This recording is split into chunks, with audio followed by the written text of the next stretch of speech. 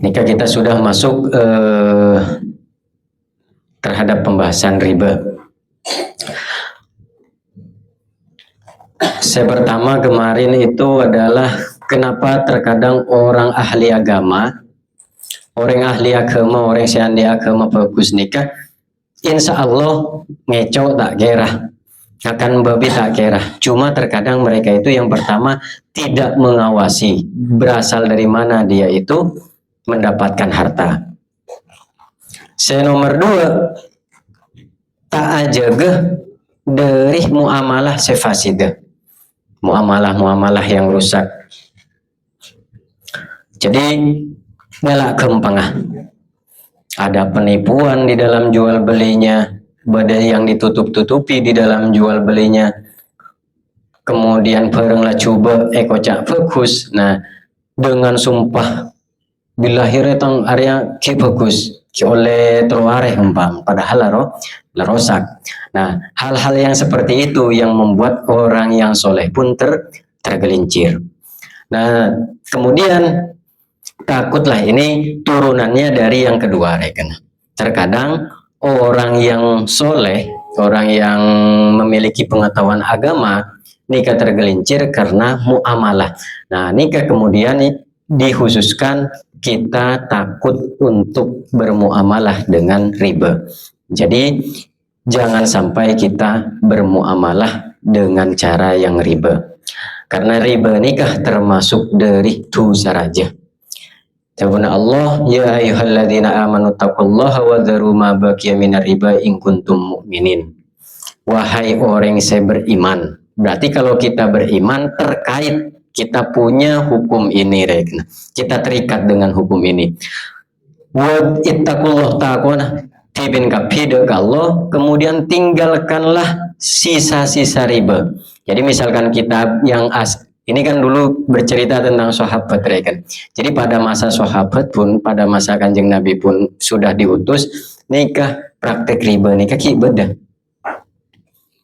Nikah beda kocak ribena Abbas bin Abdul Muthalib. Jadi pamanah Nabi pun praktek riba, Rekan. Jadi mun orang awatang nikah ketika membayar nanti mun nyaur nikah harus memberi lebih. Nikah ribena Abbas bin Abdul Muthalib. Nah, nikah pamanah Nabi karena pada saat itu, Rekan, karena sudah jadi olah riba nikah akhirnya diharamkan. Nah, diharamkannya pun perlahan, perlahan. Ya ayyuhalladzina amanu la ta'kulu riba at'afa mudha'afa. Kemudian bahwasanya orang yang memakan riba itu sama laku ketika dibangkitkan pada orang kesurupan, ketika dibangkitkan dari kubur. Pokoknya ancaman-ancaman dulu, Rekan. Dan akhirnya kemudian langsung bahwasanya ahallallahu riba.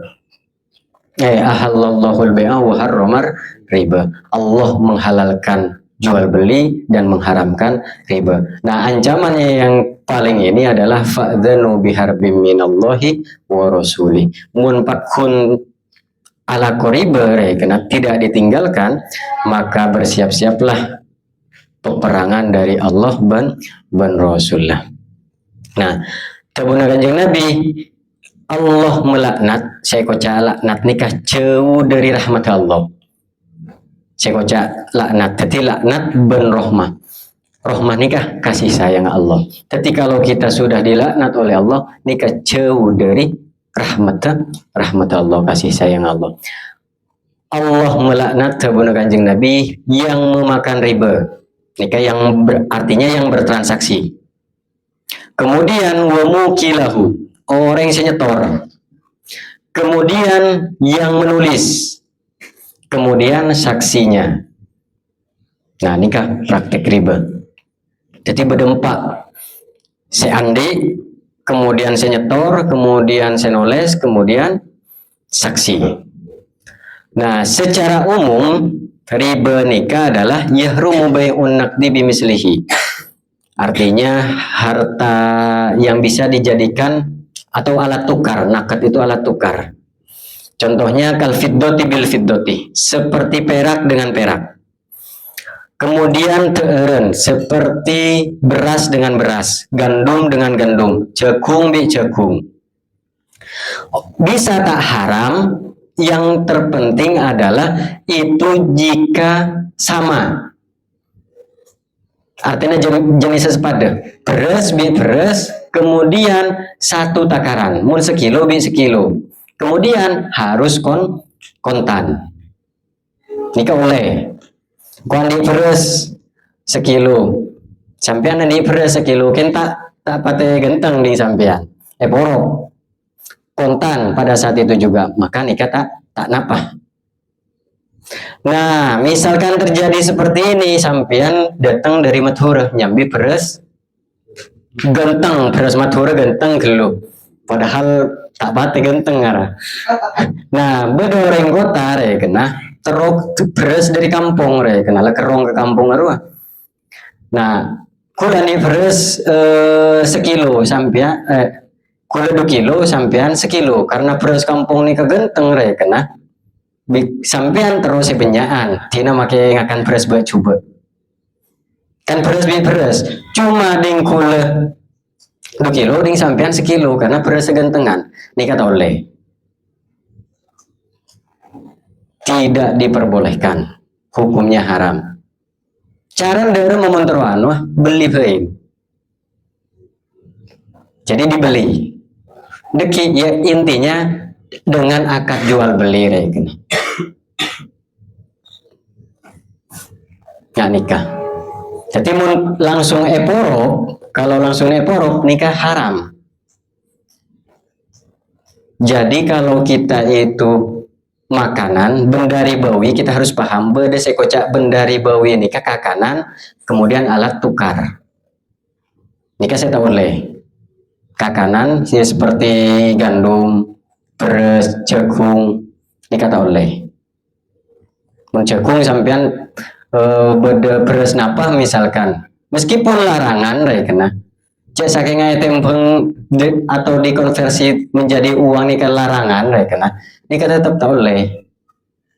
Kalau jenisnya sama, beras bi beras, area harganya 15.000, area 10.000. Nah, kemudian gula nikah 1,5 kilo. Poro bi di sampean deh, karena harga 15.000 kan 1 kilo. Nah, nikah tetap tak oleh. Jadi syaratnya kalau benda ribawi seperti makanan atau alat tukar, nikah harus sama. Pokoknya kotu pada ukurannya, takarannya harus sama. Kemudian harus takobut, serah terimanya langsung.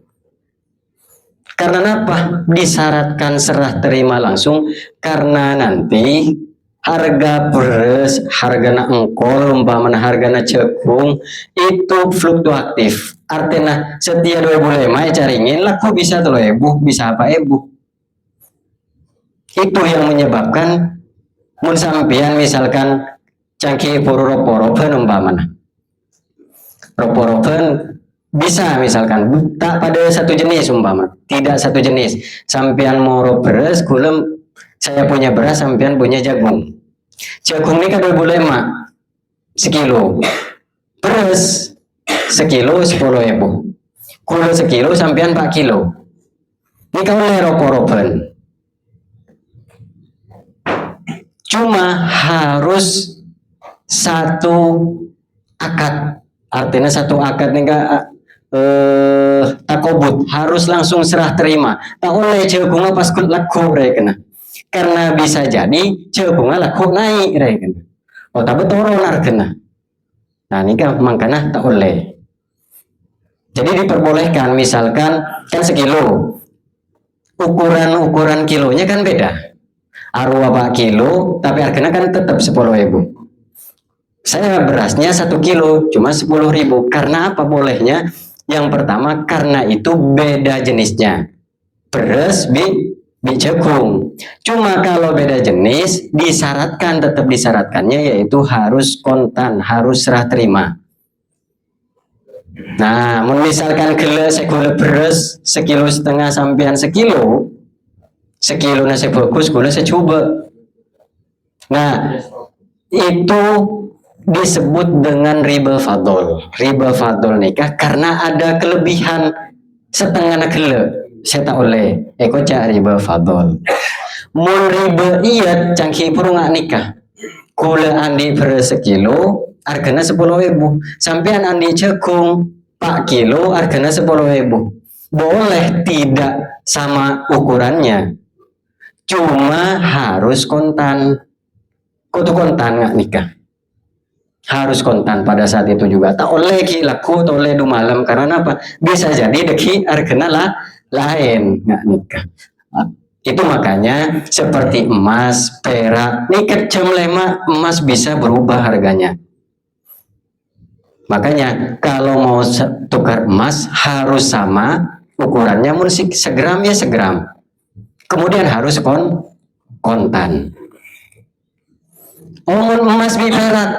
Oh emas engkau andi segram, sampean andi 2 gram. Dikonversi dengan uang sama. Umpamana tahun nih ulah kena perak senapa. Emas pun tidak tahu, Ray. Nah, ternyata dikonversi uang sama pada saat ini.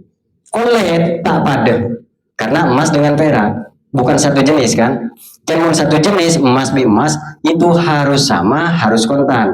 Tapi kalau beda jenis emas bi perak, maka boleh dia ada selisih. Ya juzut tafadulu, boleh ada selisih, tapi harus kontan. Apa? Tak oleh kiek kelaku karena harga perak bisa harga emas nikah fluktuatif, naik turun nggak nikah. Tapi rugi cerita nerema. Atau bisa jadi sampean majer cung benyaan nggak nikah nantinya. Nah, misalkan dalam hewan sampean andi onta kulan di sape umpamanya porok bebas nikah. Make pas misalkan onta tandu umpamanya itu bebas reken.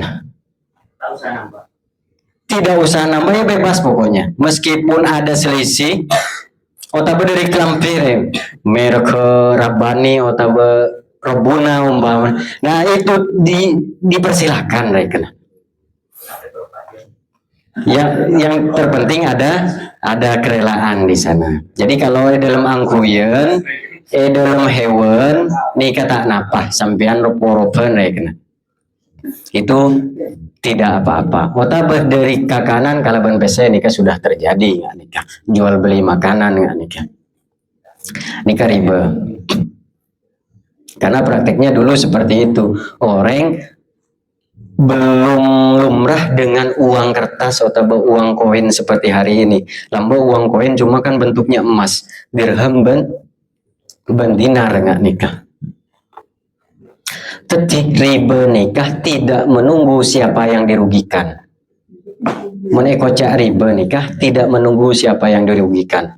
Caki ngantos berserogi panjanja. Kalau sudah konteksnya seperti itu, otomatis itu tidak diperbolehkan.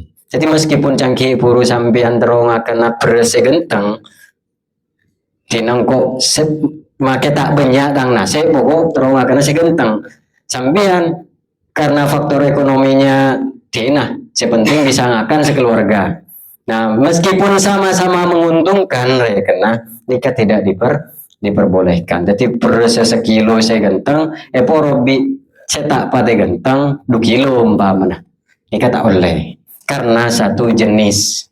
Ini kayak kocak riba fadol, artinya riba yang ada lebihnya. Misalkan sampean yang punya, saya beli kena.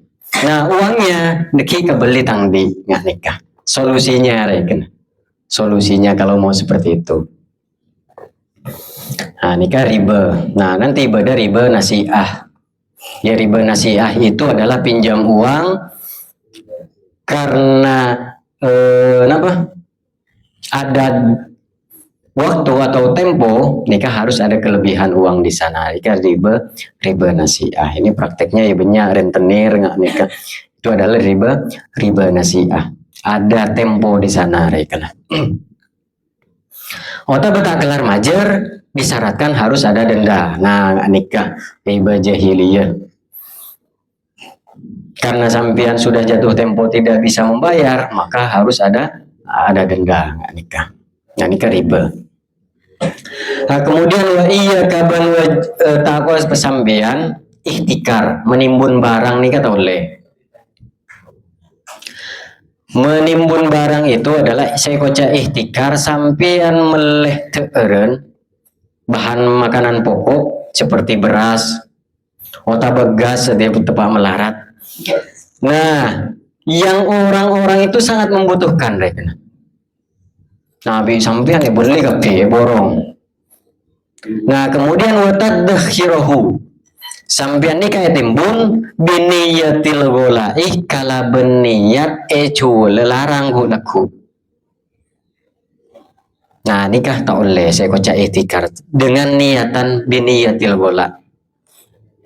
Makanya pas saya kocak ngolak biniyatil gola kala ben niat acu lelarang. Nah, ini kata oleh hukumnya. Karena apa? Karena ini menyusahkan orang lain. Jadi bisa sampean beli dekipan lah cai melarat harganya naik di sampean jual. Nah, nikah tak oleh hukumnya. Nah, ini penimbun kayak kocak ihtikar. Ihtikar itu adalah penimbunan barang. Nah, kemudian nomor telo. Nah, tadi kan tentang pertama orang soleh nikah bisa tergerincir karena dia tidak mengawasi berasal dari mana dia mendapatkan rezekinya. Yang kedua adalah kurangnya menjaga diri dari transaksi dia. Saya nomor telo yaitu adalah al-inhimak fi syahwatid dunya, yaitu tergiur tekun dalam masalah syahwat duniawi.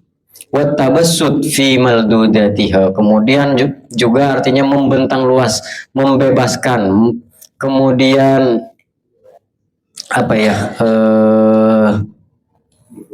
ya semuanya serba diperbolehkan fi maldudatiha, di dalam kesenangan kelezatan syahwat duniawi. Nah, fa inda dzalika yasurul wara'u. Kalau sudah seperti itu, maka untuk bisa waro nikah melarat. Wa yadikul halalu, maka yang halal pun akan menjadi sempit.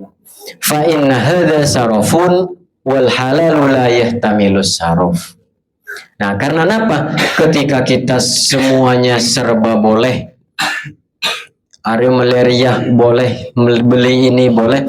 Nah, ketika kita sudah merasakan syahwat duniawi, kemudian tergiur dengan itu semua, maka deki kehalalannya semakin sempit. Wal halalu la yahtamilu saraf. Dan bahwasanya kehalalan itu tidak beriringan dengan sifat boros. Jadi jangan boros-boros karena di dalam segala kesenangan duniawi. Wa amma man gharduhu minad dunya akhdu qadri darurati awil hajati fal wara'u muyassarun lahu. Nah, orang yang tujuannya ya cukup ngalak dari dunia ya untuk sekedar memenuhi kebutuhan hidup, kemudian kebutuhan yang berprimer, bersekunder. Mun primer ini seperti makanan, kita butuh. Tak ngakan keluarnya bisa mati. Aing itu kan kebutuhan primer, kelampi.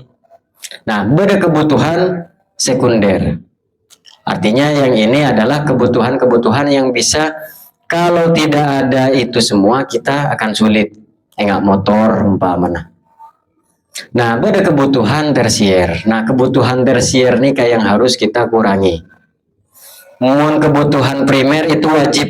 Kalau tidak ada itu kita bisa mati urusannya, bisa bengkang, nampuk pakai baju. Beda sekunder ya kena. Sekunder nih kalau tidak ada itu semua kita akan kesulitan, melarat. Jalannya rumah tangga jadi melarat, tak andi HP lagi bini umpamana. Padahal cacual jauh umpamana beda sekorang nase. Nah, itu adalah sesuatu yang sekunder. Kalau tidak ada itu semua, sulit menjalankan kehidupan. Karena sekarang HP menjadi kebutuhan mereka. ban bocor, mun sampean tahan di HP, pas saya dorong ah. Nah, kan biasanya nelpon. Anu mogok nelpon nggak nikah. Nah, hal-hal yang seperti ini kan menjadi kebutuhan hari ini, reken. Iya berlamba orang lamba tak butuh HP, jangan jalan, reken. Tangan kui motor. Nah, seperti itu. Nah, kemudian setersier ini yang bisa menyebabkan kita menjadi tidak waro. Kata Imam Al-Ghazali, jika kamu nerima, mun sampean nerima dalam setahun kalaban situng komis, gamis yang kasar, dan di dalam satu hari satu malam cukup dengan 2 roti minal khusykari dari roti setak nyaman, maka tidak sulit bagimu, kehalalan itu sudah mencukupi. Kenapa hari ini kita itu kok nyari sehalal nih melarat? Karena apa? Karena kita semuanya hari ini itu sudah terlena dengan banyak maldudatid dunia, syahwat-syahwat dunia. Makanya cangki burung Kemudian Imam Al-Ghazali mun sampean cukup ahdu qadrid darurah, ngalak sekadar kebutuhan hidup saja, sebetulnya yang halal itu tidak akan sulit. Ada pemaksudnya pertanyaan Arya halal apa anje, Arya haram apa anje, karena semuanya bode senoro a trading forex, bode senoro a investasi ngari, bode senoro. Padahal kalau kita mengikuti rekena, kata Imam Al-Ghazali, cukup dengan hal-hal yang butuh saja, maka yang halal itu sudah gampang sekali didapatkan. Nggak nikah. Jadi hari ini ada pemacai melarat yang nggak nikah. Karena terlalu banyak ngangkunya pay letter nggak nikah. Tapi pada pertanyaan ada nomor hukum. Padahal HP lah bodoh ya kena. Umpamanya HP sudah ada ini. Cuma karena terus segentengan boleh ngalah pay letter umpamanya. Nah nanti otomatis nanti tanya lagi. Nanti tanya hukumnya pay letter gimana Reken. Nah ini kan semakin banyak Reken menjadi kesulitan terhadap diri kita. Makanya semakin kita benyaan Reken hal-hal yang tersier gele maldudatid dunia itu semakin banyak, maka otomatis keharaman-keharaman yang muncul nikah, hal-hal yang syubhat akan muncul. Cuma kalau sampean jangki buruh HP-nya lah cukup standar nggak nikah. Umpama nikah contoh nikah, bukan menyinggung siapa-siapa nih. Nikah cuma contoh. Lah cukup Reken. Kita punya uang kita beli nggak nikah. Lah cukup. Kita usaha pay letter. Kenapa kita pay letter ya? Karena cung larangan. Mau kebeli langsung 4 juta eman. Nah, otomatis kan timbul hukum-hukum yang seperti ini semakin sulit. Makanya kata Imam Al-Ghazali itu, kalau kita cukup dengan sesuatu yang sederhana, yang standar, nikah tidak akan sulit bagimu. Sesuatu yang halal bisa mencukupimu. Fa'innal halala kasirun, karena sesungguhnya yang halal itu banyak. Nah kemudian nomor 2, nikah boleh. Kita tidak wajib meneliti lemah perkara. Melesosin, becoh banja kening teman coh banja deh. Melengkola pada remah, cukup umpamanya. Kalau misalkan kita sudah lihat di pasarnya ada tepak najis sih becok mana. Tinggal seperti itu. Tidak usah meneliti pupuk dari pate atau pupuk babi tak usah. Jadi hal-hal yang seperti itu jangan sampai kita teliti sampai ke lemah. Nah itu akan menyulitkan diri kita sendiri. Tasyadud itu ya menyulitkan diri sendiri. Mau bertibi. Cuma sampean cukup melihat dohirnya. Jadi sewajib untuk kita itu, kalau kita sudah tahu, oh ada jalan ada iya, ternyata pakai minyak babi, ya wis tidak usah. Jadi hal-hal yang tampak secara dohir, secara keilmuan kita, otak berprasangka kita, ada anu, ya wis kita tinggalkan saja, reken. Karena ada indikasi-indikasi seperti ini. Nah, paham nah. Misalkan sampean melihat melihat cibadak yang mayoritas itu semuanya. Nah kalau kata akal ahit pekunda jauh ya, pengkonsumsinya orang-orang seperti ini umpama. Nah otomatis biasanya ngakuin nikah. Nah sudah kita tinggalkan kalau kita sudah punya prasangka dan ada indikasi-indikasi pakun ngakuinnya lebih umpama. Sudah kita tinggalkan nggak nikah. Jadi jangan sampai membuat kita pusing sendiri deh. Kalau karo sih tak ngakuinnya babi umpama. Ya sudah kita tinggal makan minum nggak nikah. Jadi jangan sampai kita meneliti sampai dalam jangan juga kita ngenteng lagi. Jadi kita tahulah indikasinya Pak Kunoning setia jenarekna. Nah ketika ragu terbun Habib Abdullah bin Alwi mun sampean ragu dalam aben tibi wa idza haka fi nafsi kasyai'un, maka setengah dari waro itu kita menjauhinya meskipun tampaknya secara dohir itu dihalalkan. Jadi mun sampean ragu tak pada nyaman yang kok melentar melecakui ke kelenteng umpam. Aku tibir ragu, hari ngapain minyak babi apa enggak nggak nikah.